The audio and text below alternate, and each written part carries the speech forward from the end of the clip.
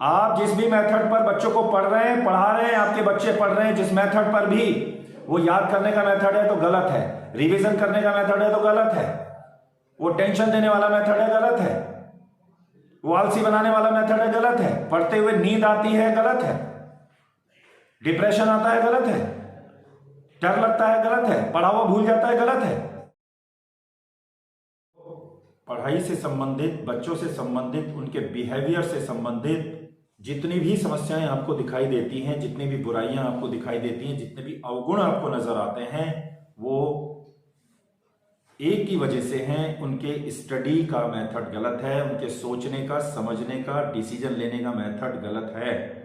और इसमें बच्चों की कोई गलती नहीं है। फिर से बता दूं कि बच्चे आलसी हैं, बच्चों की कोई गलती नहीं है।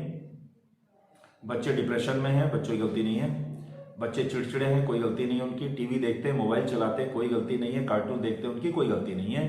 वो पढ़ने से मना करते हैं, उनकी कोई गलती नहीं। वो याद करने से मना करते हैं, लर्न करने से, रिवाइज करने से मना करते हैं, उनकी कोई गलती नहीं है। तो गलती किसकी है, ये आज आपको पता चलने वाला है। आप सभी को नमस्कार, प्रणाम, स्वागत है आपका बी एकलव्य प्लेटफॉर्म पर।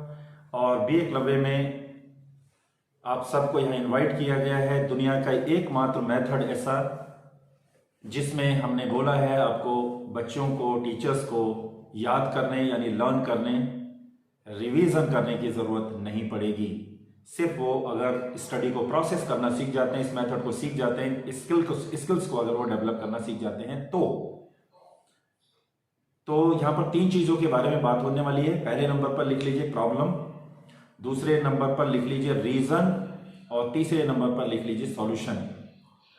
प्रॉब्लम, प्रॉब्लम्स का रीजन और सॉल्यूशन, ये 3 चीजों पर हम बात करने वाले हैं। तो बच्चों के सबसे पहले बिहेवियर की शुरुआत कर लेते हैं। बिहेवियर से संबंधित बहुत सारी प्रॉब्लम्स हैं, जैसे बच्चों का सुबह जल्दी ना उठना, अपने आप ना उठना, देर रात तक टीवी देखना, आलसी हो जाना, पढ़ने का मन ना करना, डिसीजन सही ना ले पाना, गलत चीजों की डिमांड करना, और रोना, गुस्सा आना, चिड़चिड़ा हो जाना, दूसरों पर डिपेंड हो जाना, समय की बर्बादी करना, पढ़ने का मन ना करना, याद करने का मन ना करना, रिवाइज करने का मन ना करना। ये सारी जितनी भी प्रॉब्लम्स हैं, ये प्रॉब्लम्स बिहेवियर से संबंधित हैं और अधिकतर बच्चों में ये पाई जाती हैं। झगड़ा करने का मन करना, चिड़चिड़े हो जाना, दूसरे से छेड़खानी करना, टीवी देखना, कार्टून देखना, गाने सुनना, वीडियो गेम खेलना, फालतू घूमना, फालतू की बातें बनाना, खाली टहलना, और रात में कम सोना और दिन में ज्यादा सोना, ये सारी की सारी अवगुण हैं। और ये अवगुण की जो वजह है वो जानकर आप चौंक जाएंगे। वो वजह उनकी अंदरूनी नहीं है, इस समाज से नहीं मिली है उनको, ये पैदाइशी भी नहीं थी उनके पास, ये उनको दी गई है। और वो दी है हमारे एजुकेशन सिस्टम ने, हमारे पढ़ने पढ़ाने का गलत मेथड। अगर गलत मेथड किसी को मिल जाए तो इससे आप समझ सकते हैं। एक एग्जाम्पल आपके सामने रखता हूं कि पानी इंसान को डुबो भी सकता है और तैरा भी सकता है। पानी में इंसान डूब भी सकता है और तैर भी सकता है, दोनों के मेथड में अंतर होता है। तो शुरुआत करते हैं इस चीज को समझने की कि आखिर प्रॉब्लम कहां है। हम लोग यहां पर डिस्कशन करते हुए आगे बढ़ेंगे और आपके जो सवाल हैं उनको लिखते रहिएगा, उनको आप लास्ट में हमसे क्लियर कर सकते हैं। आपको यहाँ पर इनवाइट किया गया है, आपको बुलाया गया है एक ऐसा दुनिया का मेथड बताने के लिए जिसमें बच्चों को याद करने, रिवीजन करने की जरूरत नहीं पड़ती। लेकिन इसके साथ में आपको जो गिफ्ट मिलने वाला है वो ये है कि आप किसी के भी डिप्रेशन को कैसे ठीक कर सकते हैं, किसी के चिड़चिड़ाहट, गुस्से को कैसे ठीक कर सकते हैं, उसको कैसे डिलीट कर सकते हैं, रिमूव कर सकते हैं, उसकी ओवर थिंकिंग को कैसे ठीक कर सकते हैं, ये सब कुछ आपको यहाँ मिलने वाला है गिफ्ट के रूप में। तो यहाँ आपको थ्योरेटिकली बताया जाएगा, आप उसको नोट डाउन कर सकते हैं, पूरा मेथड आपको बताया जाएगा। तसल्ली से बैठ जाइए, पेन और पेपर ले करके, और अपने बच्चों को बिठा लीजिए। और अगर बच्चे हैं तो साथ में पेरेंट्स का होना जरूरी है। अक्सर देखने में ये आता है कि लोग अपने बच्चों को बिठा देते हैं लेकिन खुद वहां नहीं रहते, और फिर बाद में बच्चों को तो समझ में आ जाता है, पेरेंट्स को समझ में नहीं आता। और मम्मी कहती है बेटा इस रास्ते पे चल, और बच्चा कहता है मुझे उस रास्ते पे जाना है। इसलिए मैं चाहता हूं कि आपके पेरेंट्स, मम्मी और पापा दोनों साथ में बैठे, और वो भी ये समझें कि उन्हें भी याद करना अच्छा लगता नहीं था, उन्हें भी रिवाइज करना अच्छा लगता नहीं था। तो क्यों अच्छा नहीं लगता था? क्यों उनको पढ़ाई अच्छी नहीं लगती थी? क्यों उनको 18 घंटे पढ़ना अच्छा नहीं लगता था? क्यों वो पढ़ा वो भूल जाते थे? क्यों उन्हें एग्जाम से डर लगता था? अगर यहाँ बच्चे बैठे हैं तो उनको बताना चाहता हूं, उनके पेरेंट्स को भी डर लगता था बेटा, इसलिए आपको परेशान होने की जरूरत नहीं है। ये दुनिया में सबको डर लगता है एग्जाम से। तो एग्जाम से डर क्यों लगता है, इसकी वजह आज आपको यहां पर मिलने वाली है। सभी तरह की आपको जो रीजंस हैं, जो कारण हैं, वो क्लियर होने वाले हैं। तो सबसे पहले बात करते हैं जो प्रॉब्लम्स हैं, इसका कारण क्या है? तो इसका कारण है गलत मेथड। गलत मेथड हम कैसे पहचानें? ध्यान से सुनिएगा। 10 से 15 फीट पानी है, 10 से 15 फीट पानी है एक तालाब के अंदर। एक बंदा उसमें डूब रहा है जिसे तैरना नहीं आता, वो भी हाथ पैर चला रहा है, और एक बंदा तैर रहा है जिसे तैरना आता है। एक डूब रहा है, एक तैर रहा है। सवाल यह है कि वो डूब क्यों रहा है, उसके पास ऐसी कौन सी कमी है, और जो तैर रहा है उसके पास ऐसी क्या चीज ज्यादा है। आपको ऑप्शन देता हूं, 4 ऑप्शन होते हैं सफलता के लिए, नोट डाउन कीजिए। 4 चीजें हैं। पहले नंबर पर है इंटरनल एनर्जी, काम करने के लिए ऊर्जा चाहिए। ऊर्जा 2 जगह से मिलती है, एक बाहर से और एक अंदर से। अंदर से उसको आत्मिक बल बोलते हैं, वो आपकी अपनी ऊर्जा है, और बाहर से उधार की मिलती है, जिसे आप नशा करके ले सकते हैं, अलार्म से ले सकते हैं, किसी बाहरी व्यक्ति के कहने सुनने से जो आप काम करते हैं, वो सब बाहरी ऊर्जा की वजह से आप काम करते हैं। तो 2 शक्तियां हैं, एक है अपनी इच्छा शक्ति और एक है दूसरों की इच्छा शक्ति। अगर कोई भी बच्चा सुबह अलार्म से उठता है, कोई भी पेरेंट्स अलार्म उसको उठाता है, इसका मतलब उसकी इच्छा शक्ति में कमी है, उसकी इंटरनल ऊर्जा में कमी है, उसके अंदर ब्लॉकेजिंग है, और वो बाहर की ऊर्जा से उधार की ऊर्जा लेकर के बेचारा काम चला रहा है। ठीक है, उसके अंदर ब्लॉकेजिंग है, उसके माइंड में ब्लॉकेजिंग आ गई है। 2 ही चीजें होती हैं, एक होता है ब्लॉकेजिंग और एक होता है प्रोसेसिंग।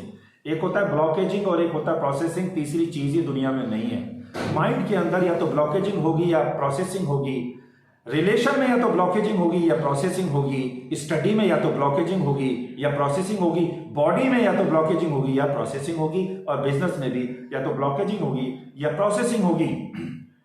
स्पिरिचुअलिटी में भी या तो ब्लॉकेजिंग होगी या प्रोसेसिंग होगी। स्टडी में भी अगर बच्चे को समझ में आता चला जा रहा है तो उसको प्रोसेसिंग बोलेंगे, और जो उसको समझ में नहीं आ रहा है, उसको ट्यूशन की जरूरत पड़ रही है, उसको मम्मी की जरूरत पड़ रही है, उसे पापा की जरूरत पड़ रही है, उसे डर की जरूरत पड़ रही है, उसे आलस की जरूरत पड़ रही है, तो समझ लीजिए बच्चा ब्लॉकेजिंग में आ चुका है, ब्लॉकेजिंग के साये में वो जी रहा है। तो स्टडी में भी ब्लॉकेजिंग होती है, वो पढ़ा हुआ अगर भूल जा रहा है तो उसके माइंड में ब्लॉकेजिंग आ चुकी है। उसे अगर बार बार रिवाइज करना पड़ रहा है तो उसे ब्लॉकेजिंग आ चुकी है, उसके अंदर प्रोसेसिंग नहीं है, उसको प्रोसेसिंग का मालूम नहीं है। तो 2 ही चीजें हो सकती हैं, या तो ब्लॉकेजिंग या प्रोसेसिंग।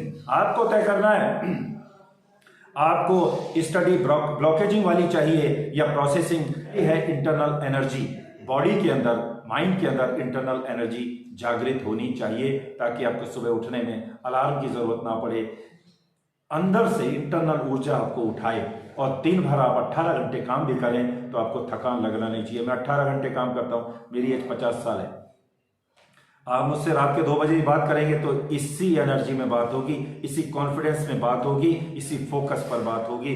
फोकस जरा सा भी हिल नहीं सकता। दुनिया की कोई भी भीड़ भाड़ मेरे फोकस को खराब नहीं कर सकती। जानते हैं क्यों? क्योंकि मैंने अपनी इंटरनल एनर्जी के प्रोसेस को जान लिया है और मैं उस पर काम करता हूं। प्रोसेसिंग में इंटरनल एनर्जी का ट्रांसफॉर्मेशन होता है, सच्चाई का ट्रांसफॉर्मेशन होता है, और वो एक से निकलकर दूसरे में जाती है, और हर इंसान उसको पहचान लेता है कि सामने वाला झूठ बोल रहा है या सच बोल रहा है। और जब सच बोलता है तो कनेक्शन हो जाता है, फिर अट्रैक्शन करने का जरूरत नहीं पड़ता।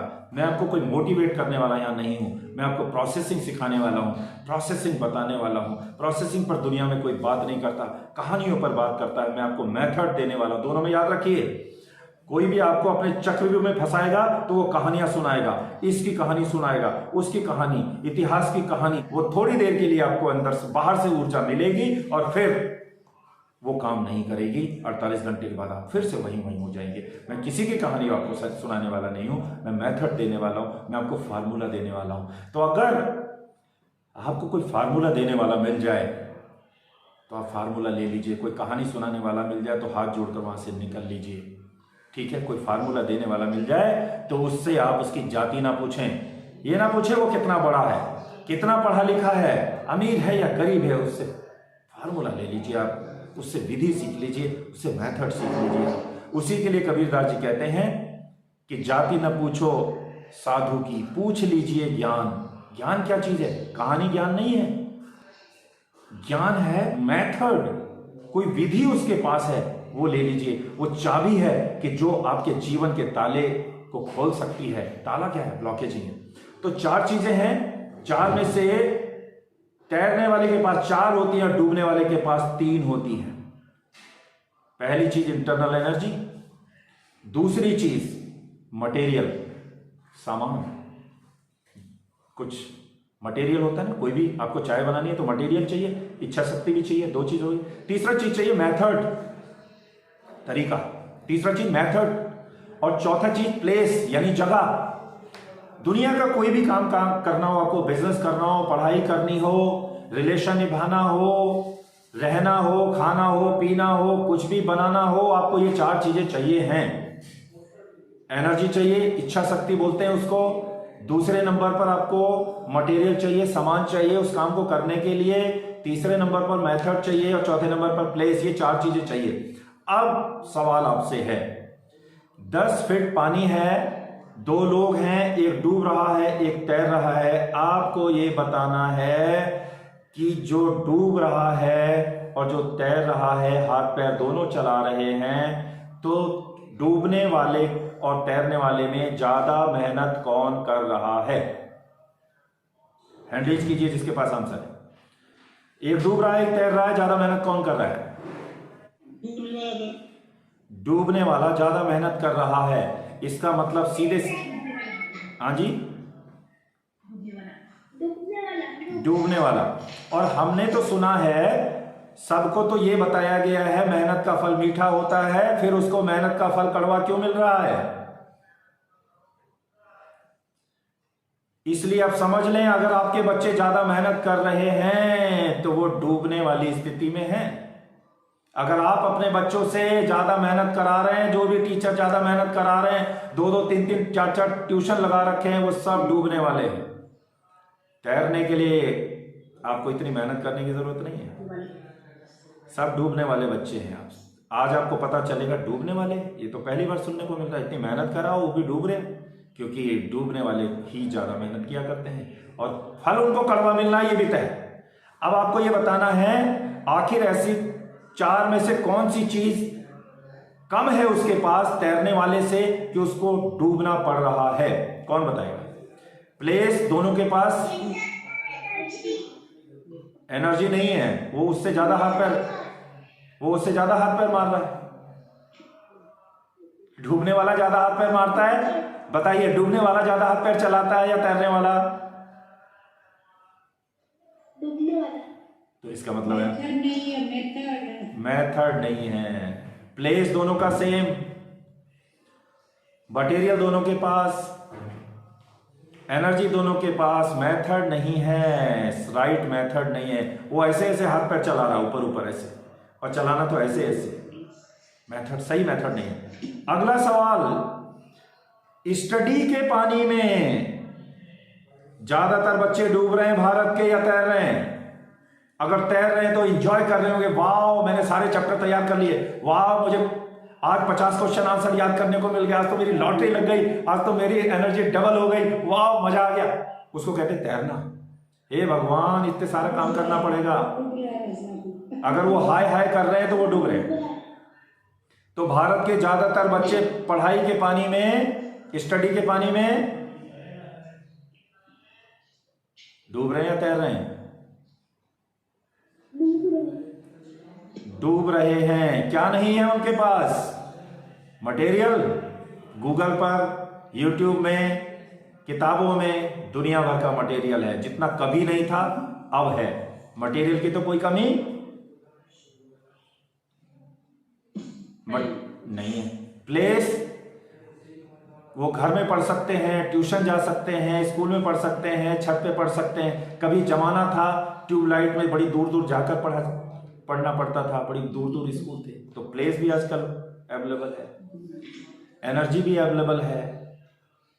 ठीक, एनर्जी नहीं होती। हाँ जी, पेरेंट्स दुनिया भर के क्लास में बच्चे को डाल देते हैं, ओवर मोडरेशन हो जाता है। हाँ तो पेरेंट्स को लगता है मेरा बच्चा 15 साल का, वो सब आ जाना चाहिए। जी जी जी, तो बिल्कुल। तो उनके पास मटेरियल की तो कोई कमी नहीं है, प्लेस की भी कोई कमी नहीं है। तो क्या कमी रह गई बताओ? एक चीज बचा, मेथड। वो मेथड नहीं है। तो इतना सारा ट्रेनिंग गवर्नमेंट करा रही है, इतना सारा ट्रेनिंग प्राइवेट स्कूल वाला कराता है, तो क्या वो राइट मेथड नहीं है, रॉन्ग मेथड है? आपको जानकर ताज्जुब होगा। यस,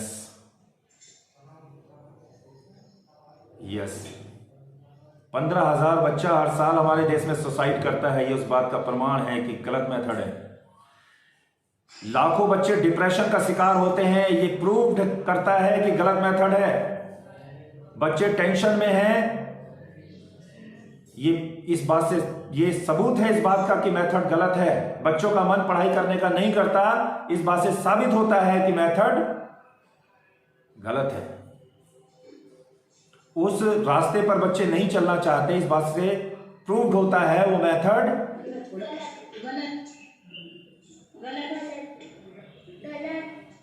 ओके गलत है। तो उसको ठीक करने की जिम्मेदारी भी हमारी। चलिए अब मैं बताता हूं आपको। 2 तरीके के मेथड हैं। एक मेथड है फीडिंग मेथड, एक मेथड है मेकिंग मेथड। 2 मेथड लिखिए, फीडिंग और मेकिंग। फीडिंग मेथड और मेकिंग मेथड। फीडिंग मेथड गलत है, जिसमें माइंड में फीड किया जाता है, जिसमें हम बोलते हैं कि माइंड में फीड कर ले बेटा, माइंड में भर ले, माइंड में याद कर ले, माइंड में लर्न कर ले, माइंड में रिवाइज कर ले। ये फीडिंग मेथड है। और दूसरा है मेकिंग मेथड। मेकिंग माने बनाने वाला, फीडिंग माने खाने वाला मेथड।